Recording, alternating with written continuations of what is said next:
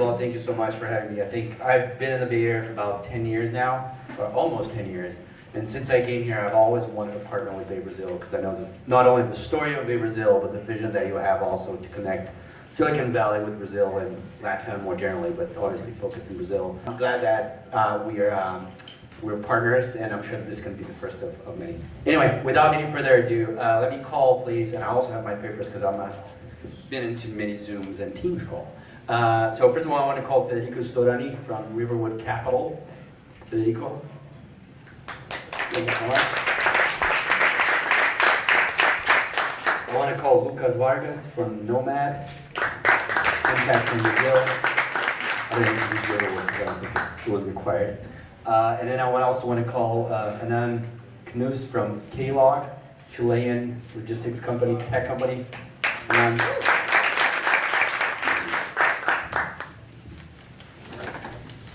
So let's start. So I said your name and which company you're from, but I would like to give about a minute or so for each of you to introduce yourselves, your company, and to get people to know you. Start with me? Yeah, closer. Okay. Well, thank you very much for having me. My name is Hanan Knust, and I'm the founder and CEO of Klog, that co-CEO. Before I introduce my company, I want to say a little story. Arriving 2 days ago from Chile, 12 hours, flight to Los Angeles. I get to Los Angeles. I'm afraid, like everyone else, coming to the police, coming to the guy, like Latin American guy, coming, they're gonna put me in the room. Who never thought that, right? So, I write my turn. The police guy looks at me and is like, what are you coming to do here? I'm like, I'm in logistics.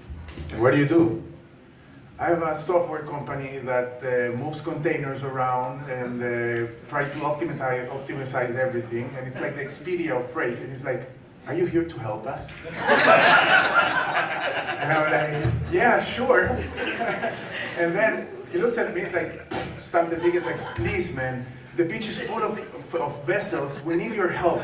I'm like, okay, dude. I'm here for you. Don't worry. So this is what we do. I created a platform that optimizes freight. We are in Chile, Peru, Bolivia, and Mexico, and we move containers around, and we are here to help you. Great. So I'm Lucas. Thank you, Andre and Margarisi, for the invitation. So at Nomad, we're building a not so fun story, a fintech. Which is a neobank here in the United States, offering access to Latin Americans to a US-based bank account, credit cards, credit card, debit card, payment systems, wealth, custody assets, and remittance services, so a one-stop shop platform, starting with Brazilians. And we launched about a year ago, raised our Series A from Monashis, Kazakh, and some other, the previous firm was Monashis and Kazakh. Now we raised from Monashis and Spark Capital and some other folks. And we have been growing despite the pandemic. As you can imagine, Brazilians cannot, until 2 weeks ago, couldn't come to the United States, but still, we grew from 0 to over 100,000 customers, KYC compliant both in the US and in Brazil in less than a year from launch to today. So that's what we're building. It's a cross-border solution for Latin America, starting with Brazil. There you go. Federico Storani from Riverwood Capital. Thank you for the invitation to the panel and the event. So we basically at Riverwood, we invest in technology companies globally. We have a big presence in Americas. We've invested in Latin America for over 12 years already. We've done more than 20 investments. We basically invest in companies that are sort of coming out of the venture phase, generally Series B and beyond. And we invest with a very concentrated strategy where we do like 5 to 10 investments per year, with a view of being able to really spend time with the founders and help them address the challenges that a founder faces when they sort of reach a certain stage, which are very different than those challenges that they face in the sort of venture phase. such as go-to-market, refining a go-to-market strategy, such as scaling the engineering organization, and other challenges. And we do that through our experience, through 70 investments globally, but also with sort of a very interesting toolkit that we feel that we build, that we call that Riverwood Scalability Plan, which we have. It's a plan where we address all these challenges, and we have a program of executive advisors that are really amazing and really experienced people and operational guys to help us in each of these different initiatives. Great.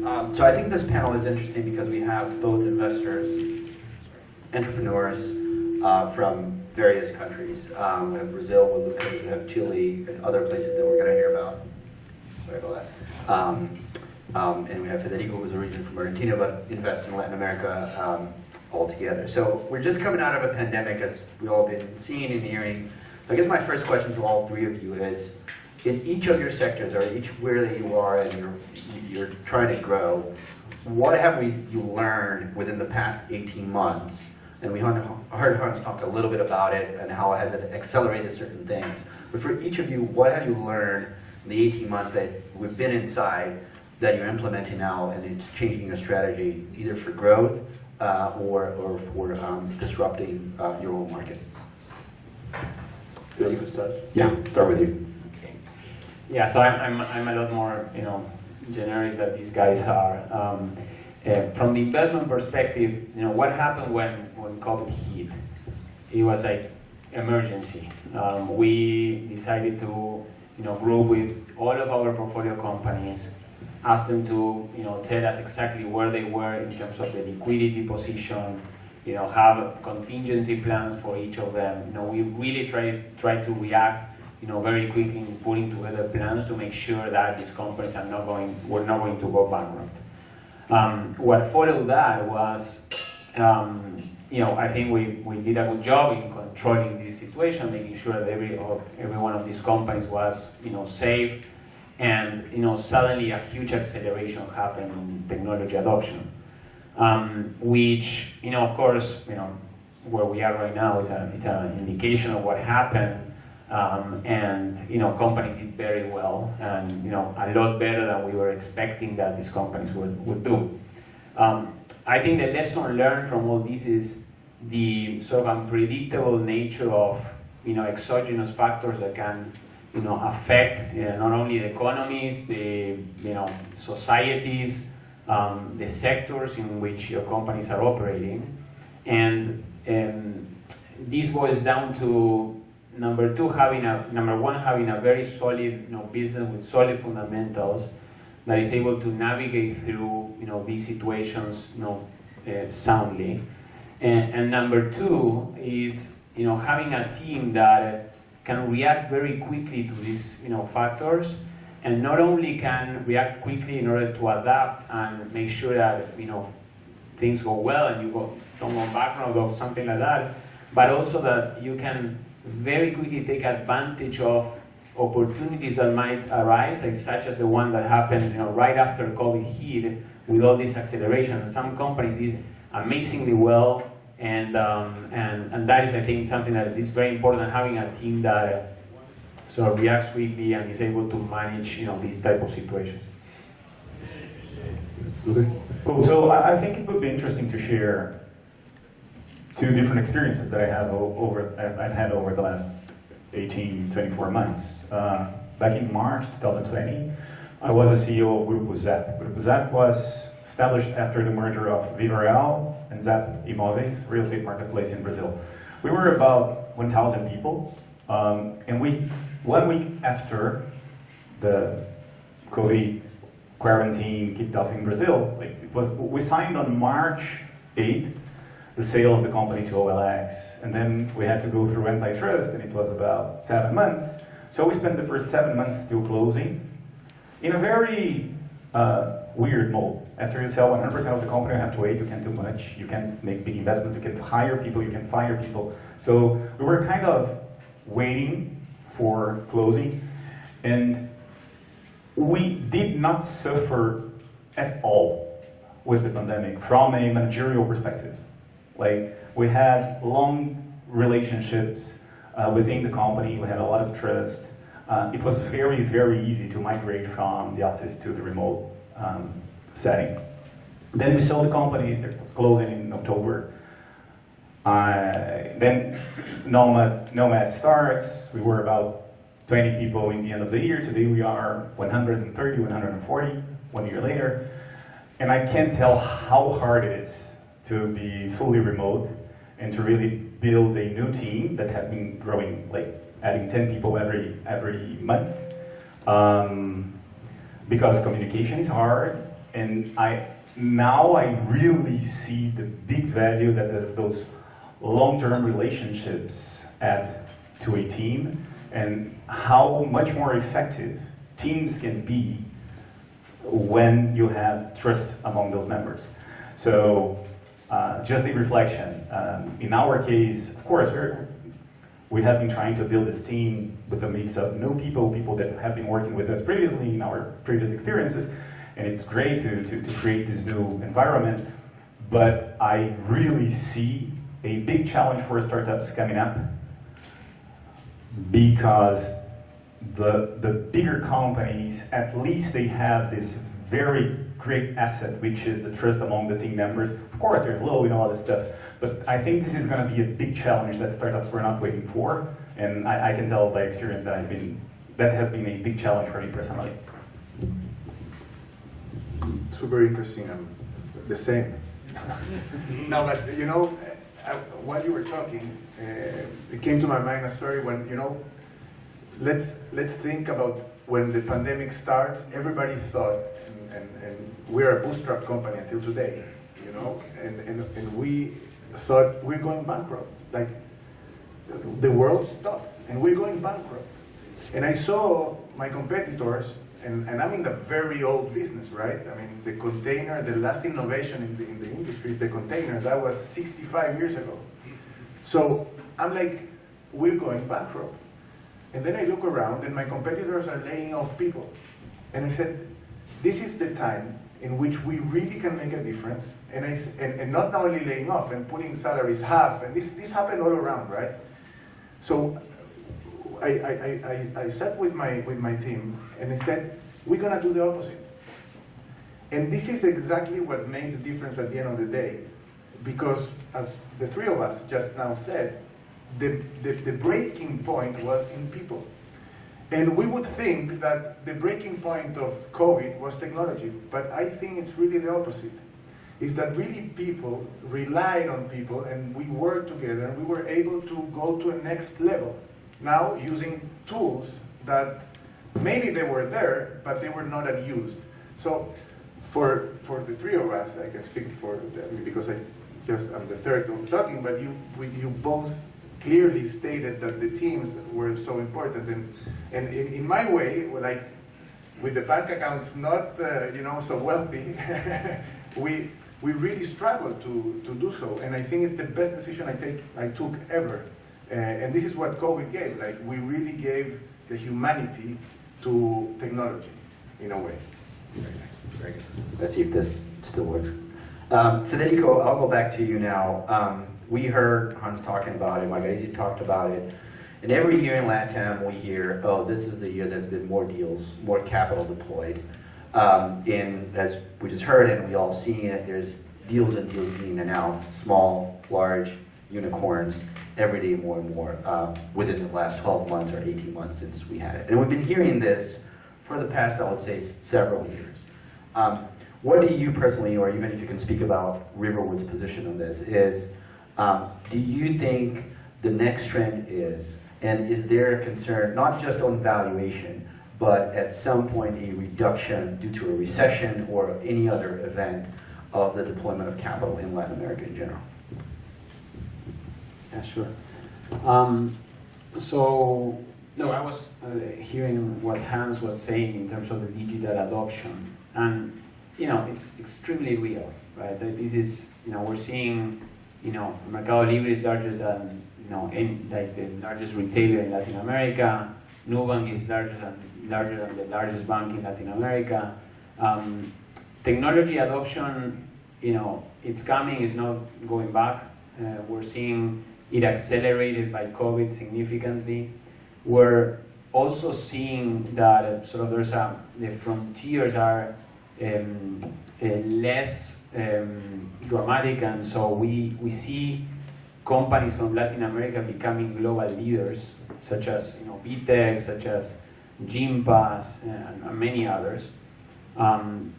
So no wonder there's a lot of capital coming into Latin America to be invested in technology, and that's very logical and it makes sense, and we think that it's going to continue. But on the other hand, when you're talking about what concerns us in terms of the capital in the region and whether there's going to be a retraction, look, I think that there's definitely going to be a correction in the global macro that at some point will affect the liquidity that is out there. We're clearly living through a phase of huge abundance of capital that is looking for yield and is seeing in technology assets a very interesting proposition from a return perspective. So the question is when and how that correction is going to happen. Does it worry us? No. I mean, there's definitely the prices of publicly listed stocks are going to suffer. But the good companies, the companies that have fundamentals, the companies that are really well positioned to gain from this digitalization trend are going to continue growing and are going to be stronger than ever. What I think it's important is that you have look, I'll go back to another point, which is I think I wanted to mention before, kind of a conclusion, which is there's something that concerns us, which is that we're seeing with all this abundance of capital, companies that were going through this phase before where they would raise, a 5 million round, and then next would raise a 20 to 30 million round. Now, being faced with these like $100 million checks, it at a very early stage in the development and the sort of maturing evolution of the company.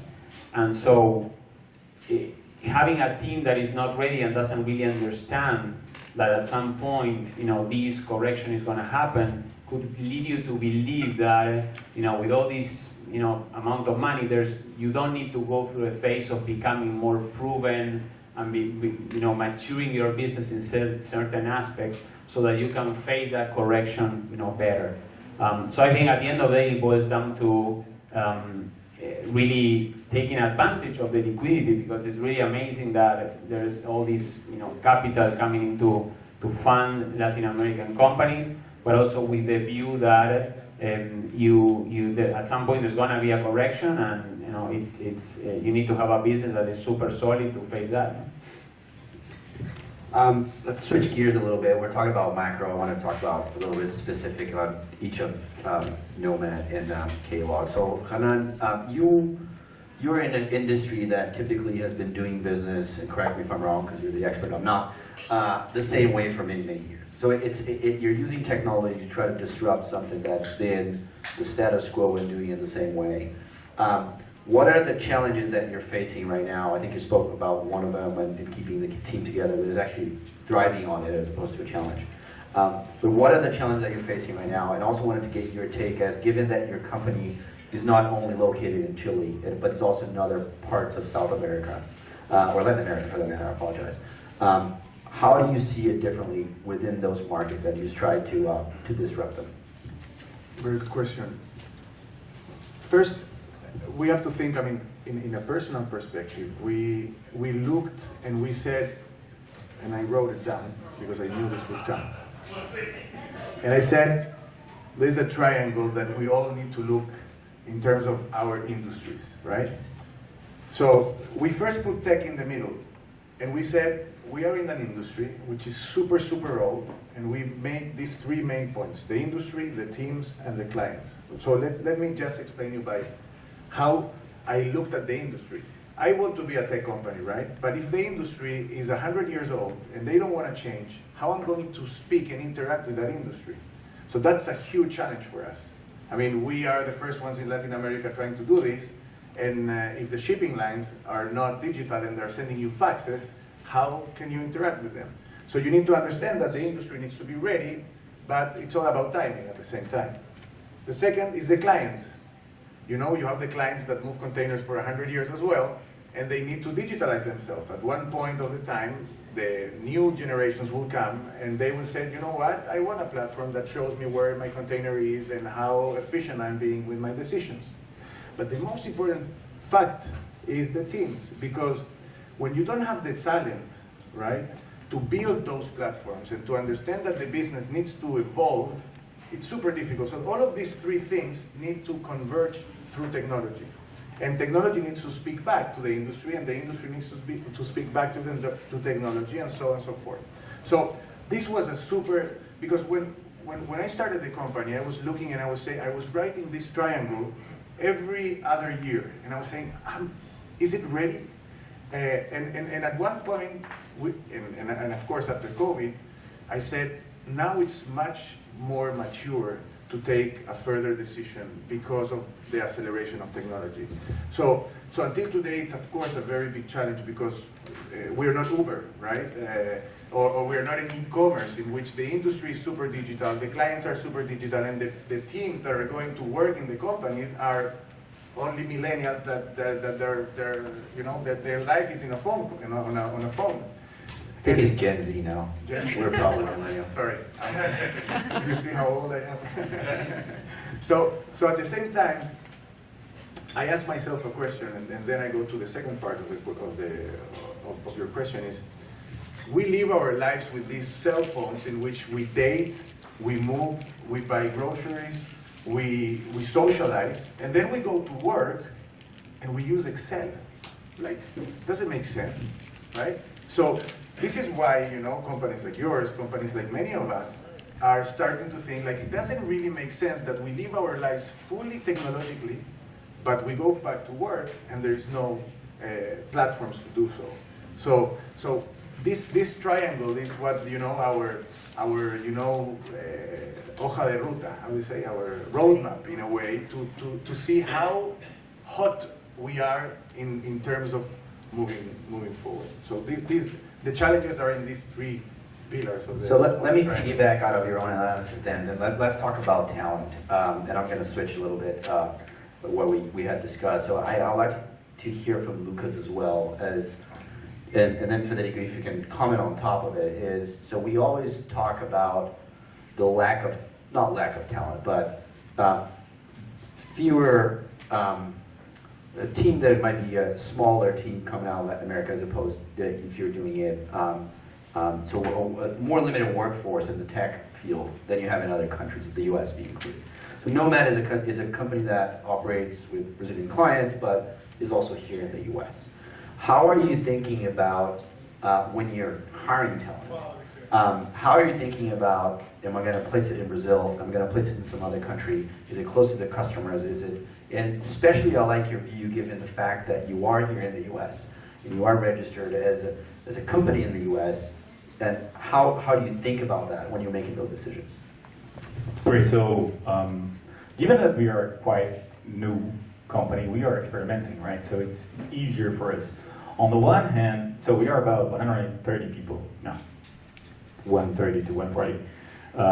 More than half is in tech, engineering, product, design, data. And in our case, it's very particular. Our CTO, co-founder, used to be the CTO of iFood, and so he brought the head of product, the head of engineering, and the head of data. And his 4 direct reports all came from iFood. So it was easier. And we know how recruiting in tech, it depends on the relationships that talent builds, right? So in our case, at least in the beginning, it was easy for us to build like a 30-person tech team. And it was mostly from the cities of São Paulo and Campinas in Brazil. And then we started with, of course, the pandemic and the remote work, we started experimenting. And then we, in our case, we shift to, we can hire anywhere in the world. But again, it's still harder for us to be able to recruit outside of our comfort zone, right? Because most of recruiting, and entrepreneurs know, most of recruiting in tech comes from the relationships and the personal connections of the talent inside the company. So we are experimenting with that. It's still early days for us in terms of having people from all over the world, but we are open to that. I don't know if there are many learnings. It's just kind of our good feeling. We have to be open to talent all over the world. And the one thing that I personally learned as well recently, in the last few months, is that talent in Brazil, in tech, is talent in the United States, in technology, in general, is twice more efficient than talent in Brazil. How much more expensive? Probably the same, but being twice more efficient in compound interest pays off.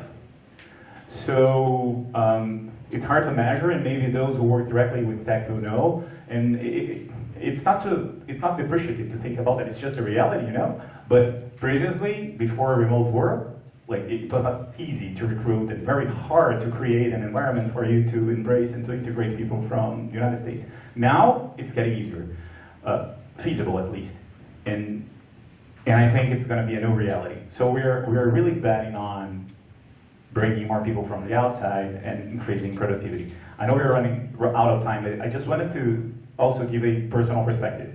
In 2012, I was with BayBrazil. Kazakh didn't exist back then, right? It was when they were founded. So let's just remember, 10 years ago, there was nothing in Brazil. And that was a challenge. That was a time when it was really hard to recruit. Of course, there are all sorts of startups and movements and liquidity happening right now. It's hard to recruit, yes, but I don't think it's much worse than what it was 10 years ago. So it's just a new environment, dynamic, but in terms of supply and demand, I would say it's pretty similar. Thank you for that. So we are running out of time, so I just want to open up for Q&A for whoever has questions to our panelists. Please raise your hand if you do.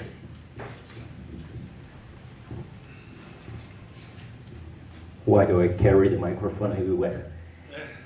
Say one, oh my God, why I leave the market of developer. I'm graduated in computer science and I was looking for something in business. What I did, man, everybody's looking for developers in the whole world, right? So I will improve the moment to ask one question. What do you think that we are losing at this moment when I see, for example, on LinkedIn, a lot of developers, the people that everybody's looking for, they are calling them Pokemon now, because they don't want to be in person or in jobs. So what kind of skills we are missing at this time? They are the most part of workers that we need, and they don't want to have this kind of contact. What do you think that we will lose? If I may, I mean, you know, in a way, in our personal experience, for us being a bootstrap company and having close to 30 developers now, and not having the money in a way, because when there is a lot of money out there and there is a lot of developers needed, of course they want to. It's very expensive, as you said. You regretted not to be a developer.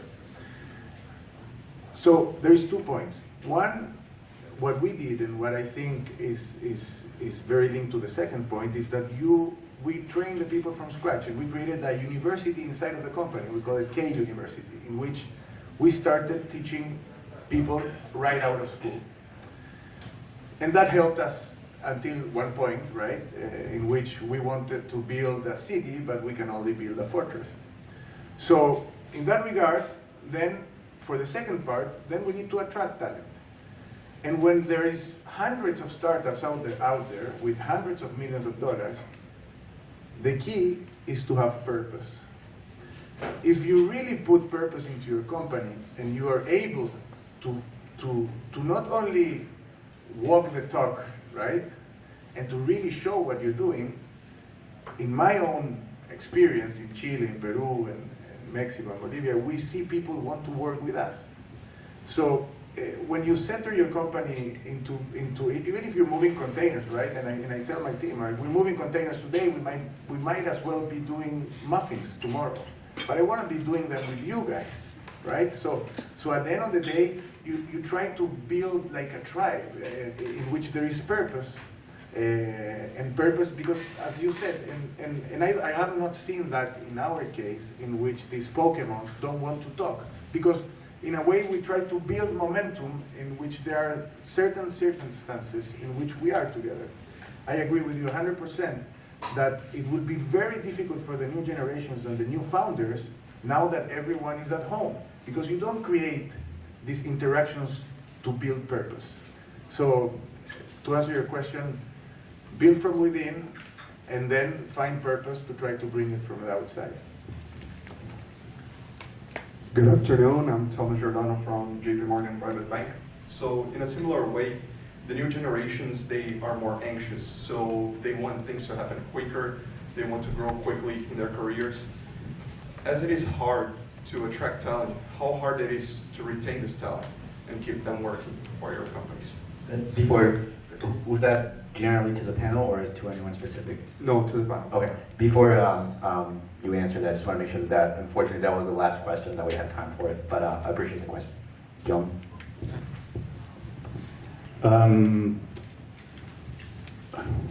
Attraction is actually very easy, right? So it's very competitive right now, and people are anxious, and so attraction is kind of easy. Retention is really hard. And maybe building on, I totally agree with what you said, and building on the power of the community. People create connection, right? And the remote setting makes it harder for you to provide and to create an environment in which people can share and create those moments where they really integrate and connect. So I personally am an enthusiast of the whole trust building, and it's not that I know a lot, I'm more of an enthusiast, and I've been looking a lot for content and examples and references and benchmarks, and there's nothing over there yet. No one knows what's going to happen. No one has a playbook of how to retain people. Everyone who says they do so, it's a lie. Why? Because we have not even had a full year for people to be like go through the performance cycle or promotions or leadership development. There's nothing there. So it's hard to say how to really invest in an efficient way to retain people. I think everyone is trying to experiment and build their own tools to manage and grow and retain people. So it's hard. I think everything that we say here, from an entrepreneurial perspective, it might look, oh, it's cool to talk about purpose, mission, etc. But the reality, it is what retains people, right? It's the connection. People, when people leave the companies, usually they don't leave because of the other job, they leave because of their bosses, right? That's what happens in reality. So that's it. And when you don't have people connecting more frequently, people crave connection, it's hard. So we're still learning. That's reality. I'll add one quick comment. Oftentimes we find companies that, there's clearly a bottleneck in the labor market for technology companies. There's a huge demand and not as huge of a supply as the demand is. So oftentimes what we find is that companies that want to scale teams, either in the commercial team or engineering teams, they actually think that the solution is hiring super aggressively, going out in the market. Retention is 50%, so let's hire double the people very fast, so we can scale the business faster. I think that's a big mistake, because at the end of the day, what happens is that you end up, because you want to hire super aggressively, you end up hiring the people who don't necessarily have feet that it has negative implications on the culture of your business, it sends the wrong message to the market. The people that are not necessarily well trained and delivering to the market the right message of what the company does and what the company's values are and the value added. So I think it's a balance. At the end of the day, you need to recognize the fact that there is scaling is difficult, and that has to be part of the plans. And you need to make a big effort to hire the right team, because I think when you have the right people and when you have the right people in the right job, then that's a very good strategy for actually retaining and making sure that those people are satisfied with what they are doing, no? And feeling that they are achieving, the sort of the dreams and the objectives that they have. Well, I want to thank our panelists. Federico, thank you so much for coming from the East Coast. Lucas coming from also the East Coast. And Hanan coming from Chile. Thank you very much. Thank you again, Margarisi, for the opportunity. And we'll be around to talk. Thank you very much, everyone.